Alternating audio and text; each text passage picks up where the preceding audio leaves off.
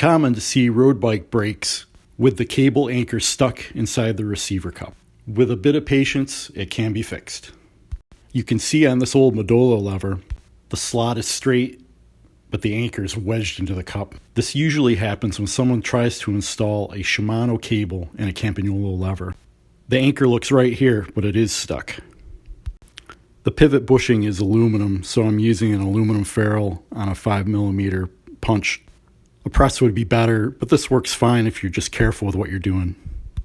Not all brakes are the same. You may or may not have to separate the lever from the perch.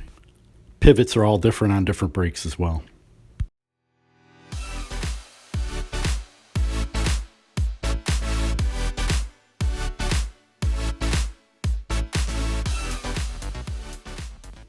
What you want is easy access to the cup, so you can use a cutoff wheel to get it out of there.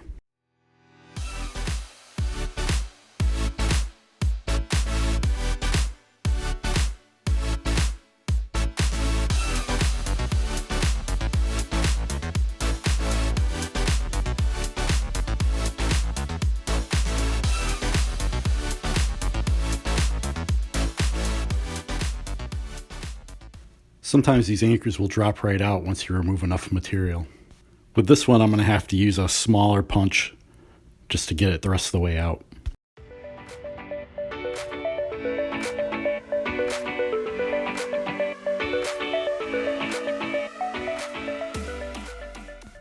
The pivot bushing on this Modolo lever has clearance for the clamp bolt. Make sure it's clocked correctly before you press it in.